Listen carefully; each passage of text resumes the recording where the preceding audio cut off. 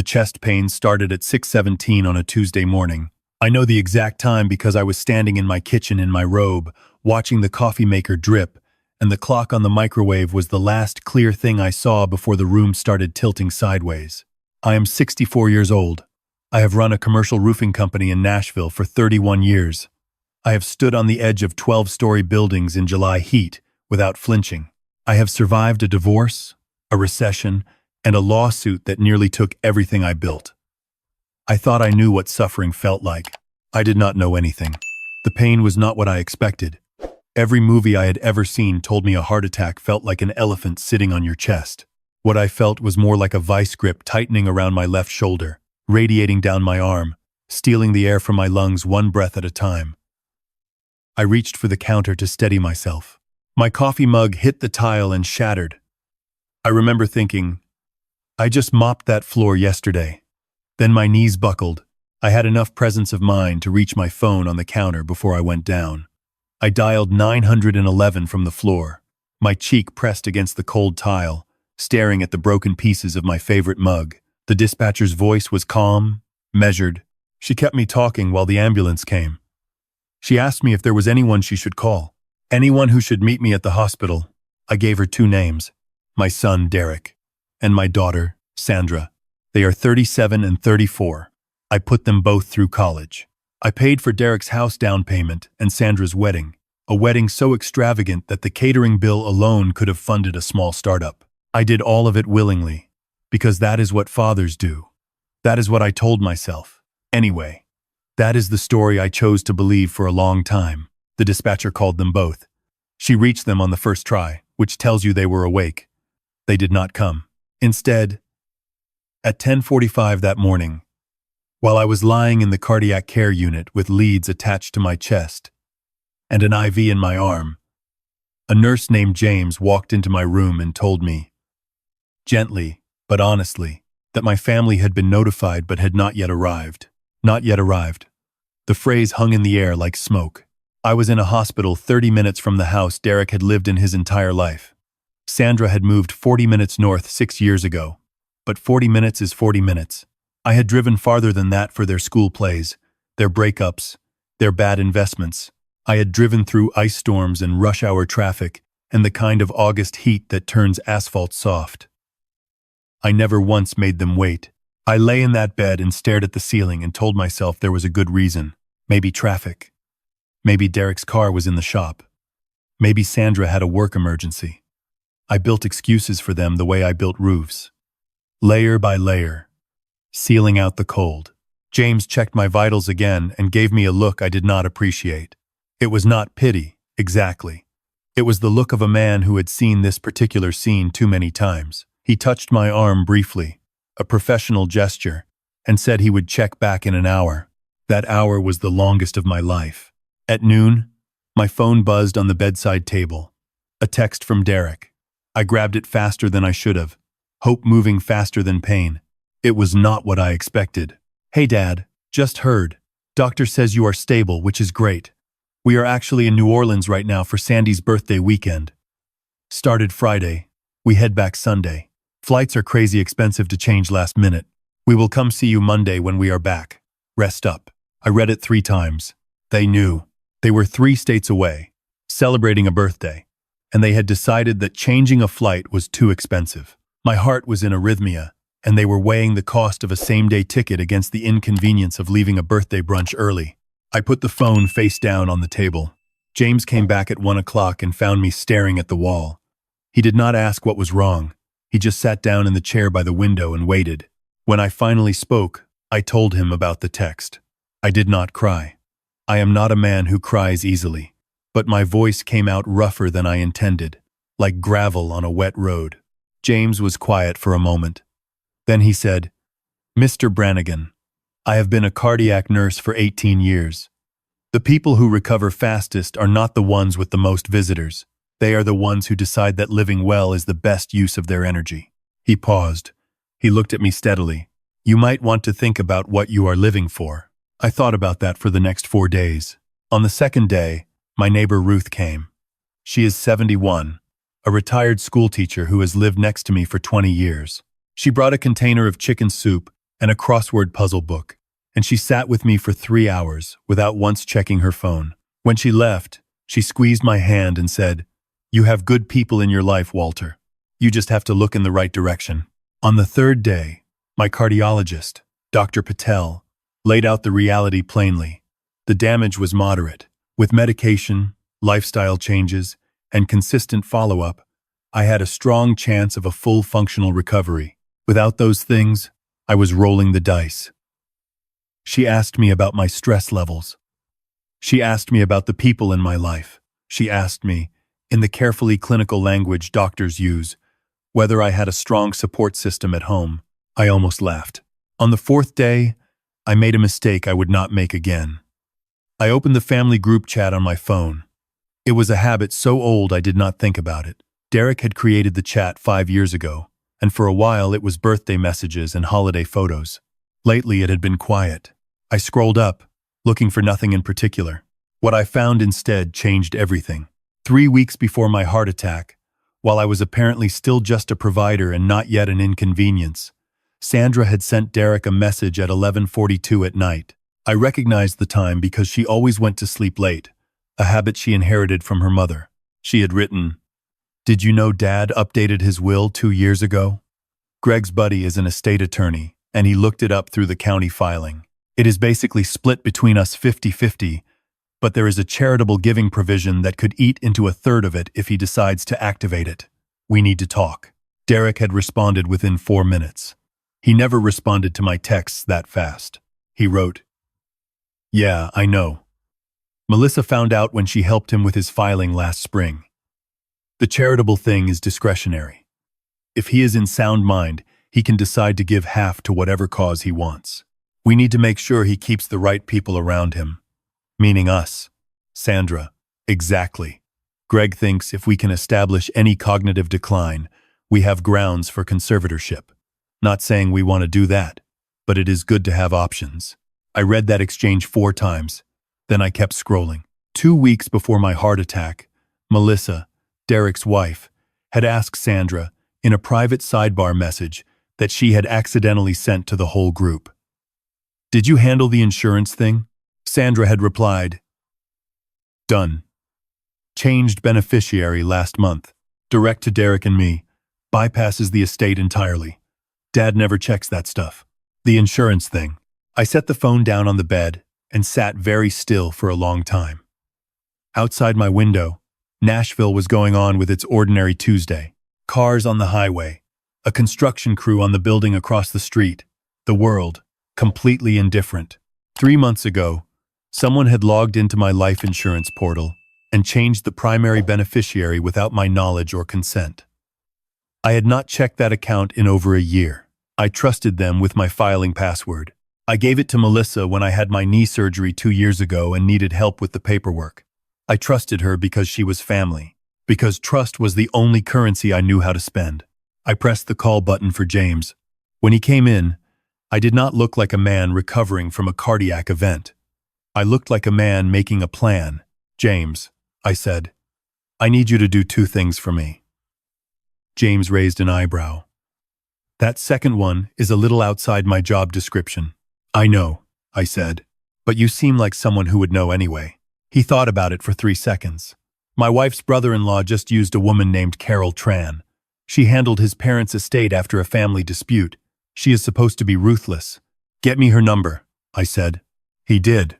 Carol Tran arrived at my hospital room the following morning. She was 50, compact, with sharp eyes behind wire-rimmed glasses, and the kind of stillness that told you she spent her days listening to people say things they would later regret. She sat down, opened her laptop, and looked at me over the top of her glasses. "Mr. Brannigan, James told me you had an eventful week." "You could say that," I said. I told her everything.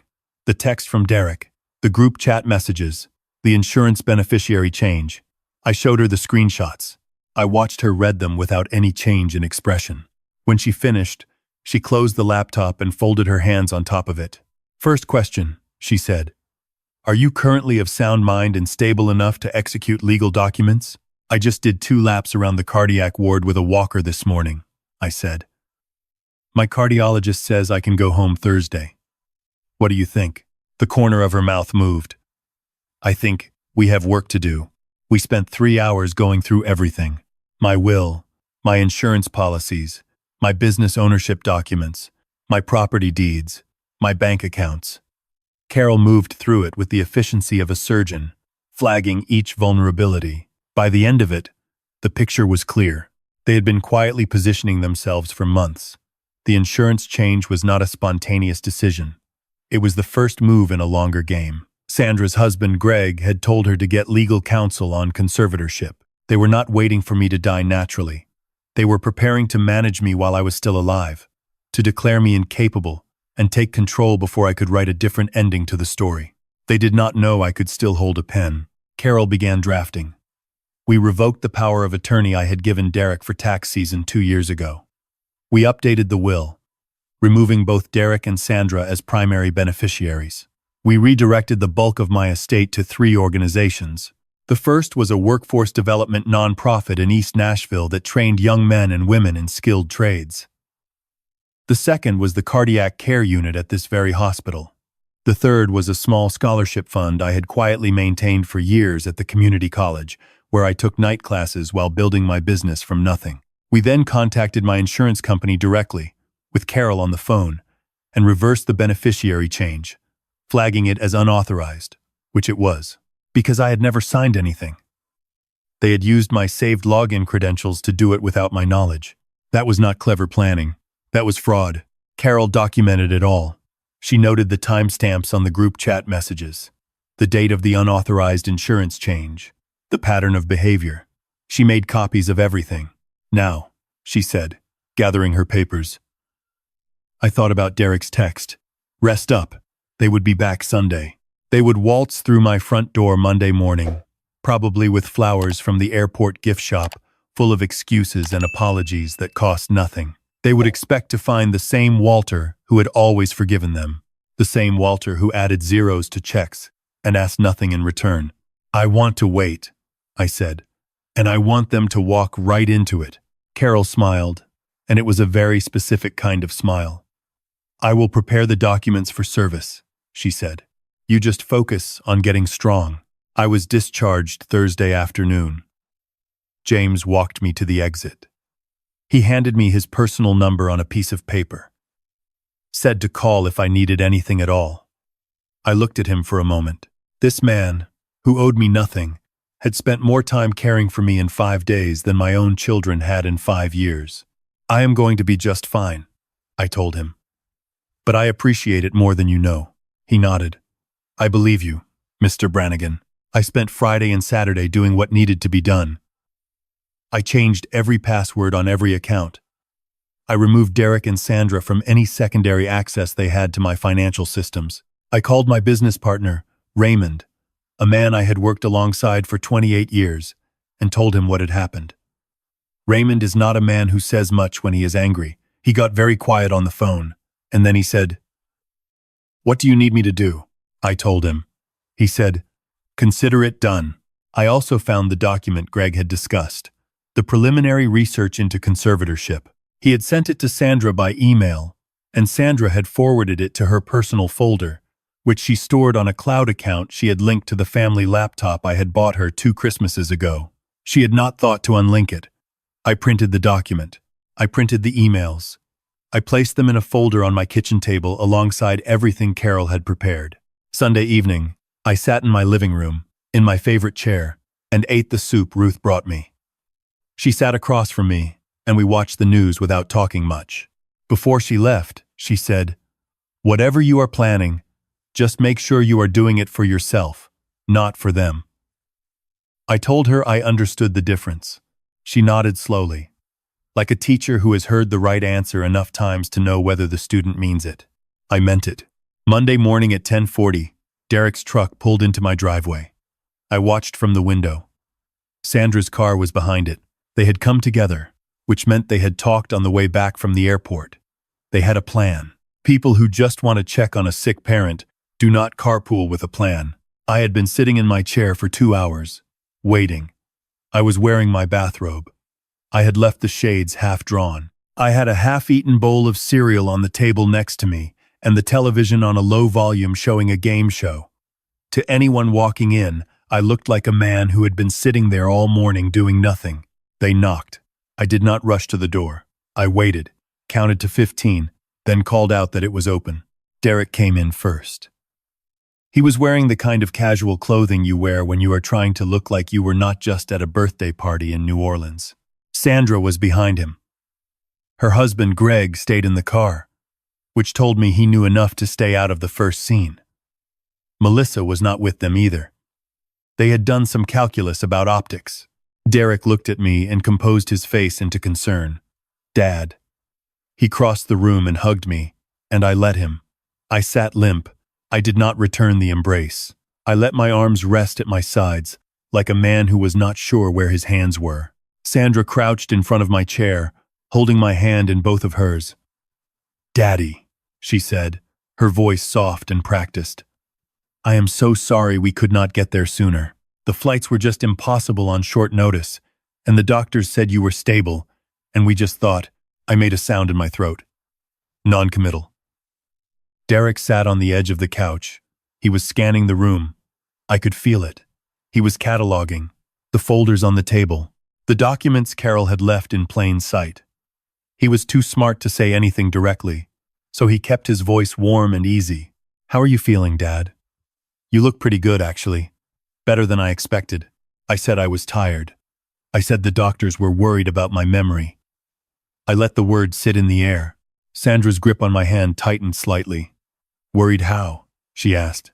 I told her they had mentioned something about cognitive effects from reduced blood flow during the event. I said it in the vague, uncertain way of a man who was not entirely sure what had been said to him. I watched her eyes go to Derek's eyes. A flicker. Derek leaned forward, elbows on his knees, doing his concerned son impression. "Dad, listen. That is actually something we wanted to talk to you about. We have been worried about you for a while. Before this even happened, we just think that maybe, going forward, it would be smart to have some additional support. Some oversight on the financial stuff. You know, just to make sure everything is protected." There it was. They had waited less than 4 minutes. Sandra picked up the thread. "There are legal arrangements that can help with that, just to make sure nobody takes advantage of you. People target older men who live alone. We just want to make sure you are protected." Protected. The word landed like a stone in still water. I looked at them both. I let the silence stretch long enough to be uncomfortable. Then I picked up the television remote and turned it off. The room went quiet. I set the remote down. I reached for the folder on the table beside me, the one with Carol Tran's letterhead on the first page. I put it in my lap. I looked at my son. "How was New Orleans?" I asked. Derek blinked. "It was good. It was Sandra's birthday. So, was it worth it?" I asked. "The flights, the hotel, the jazz clubs, or whatever you do down there. Was the weekend worth it?" Sandra started to answer. I held up one hand, and something in my voice made her stop. "Because I need you to know," I said, "that while you were down there, I had a lot of time to think. I had a very good nurse named James who spent his off hours sitting in my room because my family was too busy to get on a plane. And James, who makes what I imagine is a modest salary, and who does not have a father to inherit anything from, was more present for me in 5 days than either of you have been in the last 5 years. "Dad," Derek started. I opened the folder. The first page I slid across the coffee table was the group chat screenshot. The one where Sandra asked about the will and Derek mentioned keeping the right people around me. I watched Derek's face do something complicated. The warmth drained out of it, replaced by a careful blankness. The second page was the email chain between Sandra and Greg about conservatorship. Sandra made a sound like she had been struck. She reached for it, then pulled her hand back. The third page was from the insurance company. A record of the unauthorized beneficiary change, the date it was made, the login credentials used. Carol had already filed a formal complaint. The company was cooperating. Sandra stood up. "Dad," she said, and her voice had changed entirely. The softness was gone. What she replaced it with was something I had never heard from her before.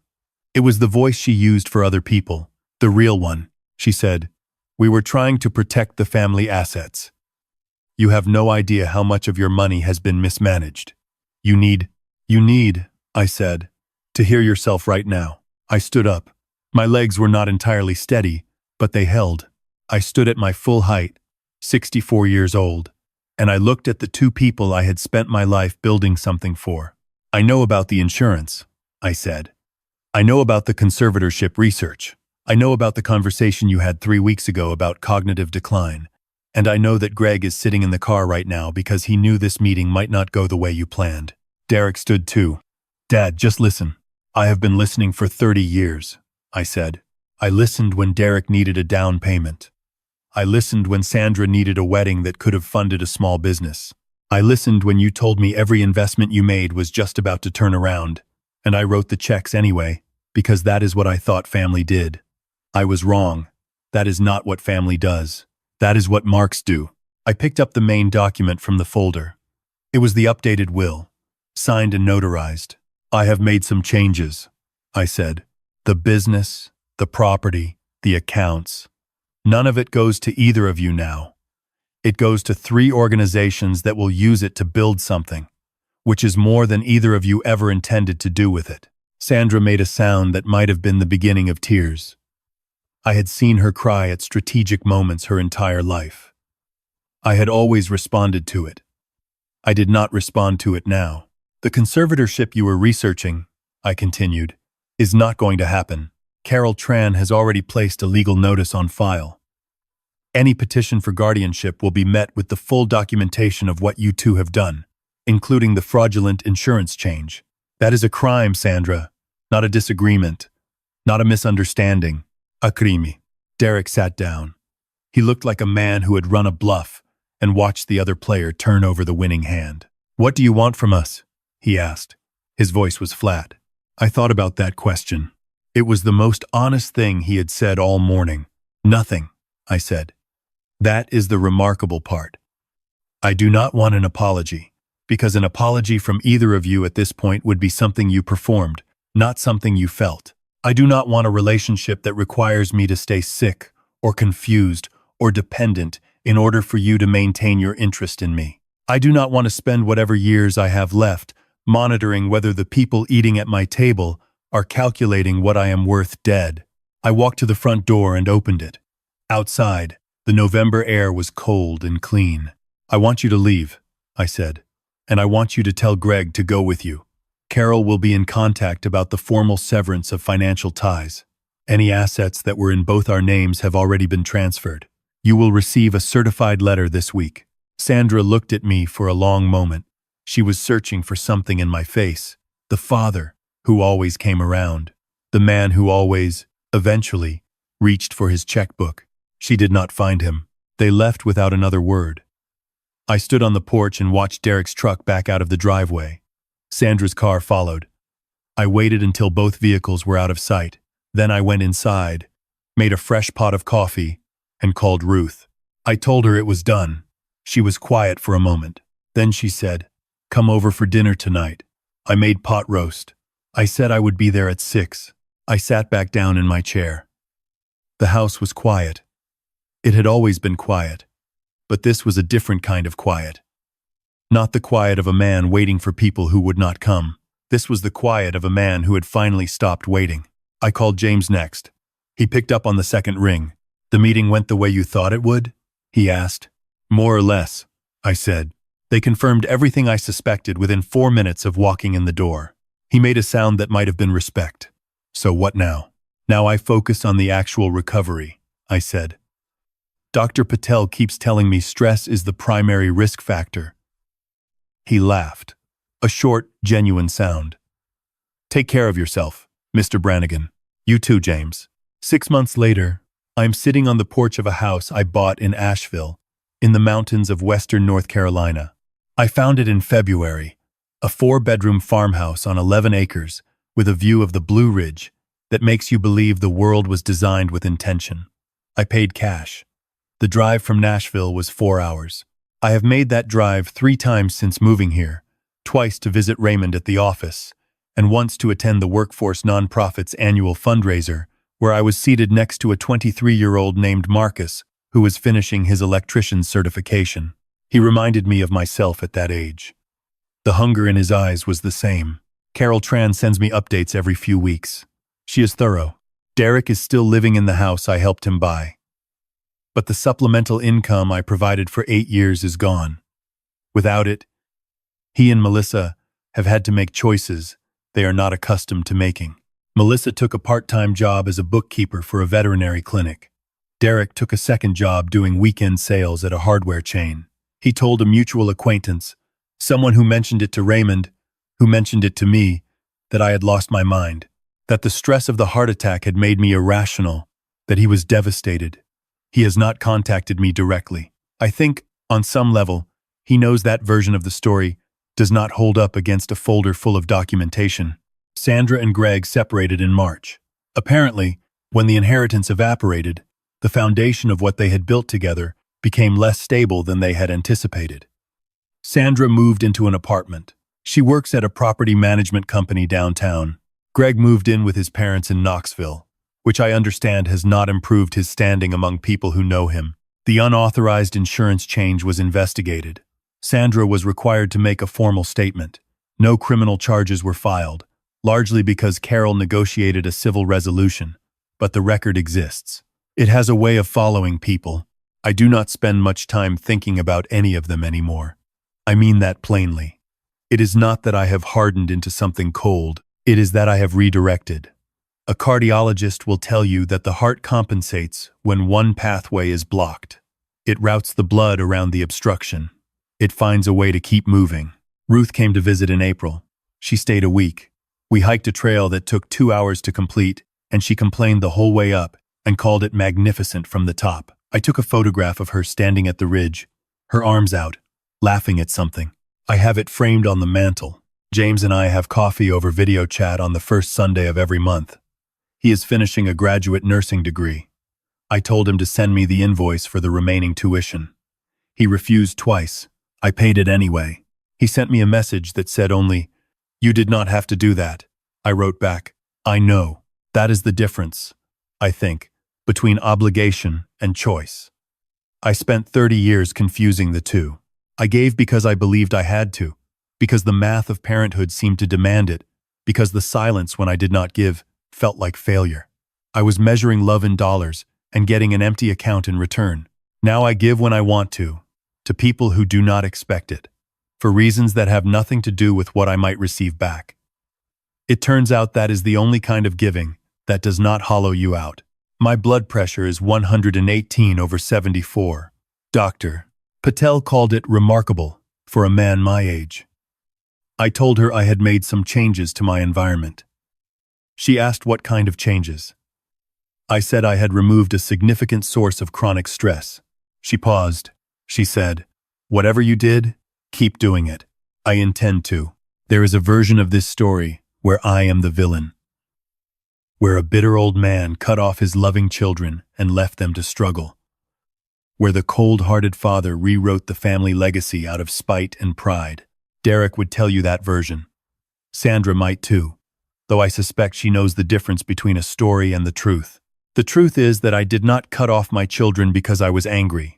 I did it because I finally understood that some people in your life will only value you as long as you are useful to them. And the moment you stop being useful, they start calculating. They start researching conservatorship. They start changing beneficiaries. They start deciding, quietly and practically, that the inconvenience of being present for your suffering is not worth the disruption to their plans. When I was on that kitchen floor waiting for the ambulance, I did not think about the money. I thought about the years. I thought about the Saturday mornings when they were small and the house smelled like breakfast and there was nowhere any of us needed to be. I thought about how fast it went and how long I assumed it would last. I thought about what I had built and who I had built it for. And I thought, I would like to see what I build next.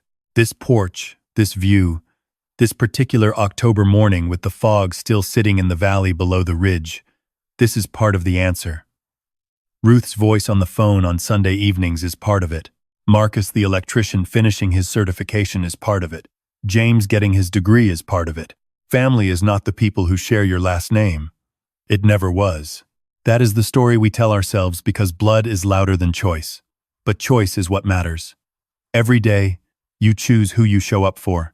And every day, other people make the same choice about you. My family chose New Orleans. I chose myself. And I have never slept better in my life. If this story reached something in you, please hit the like button and tell me in the comments where you are watching from. I read every single one, and I want to ask you this.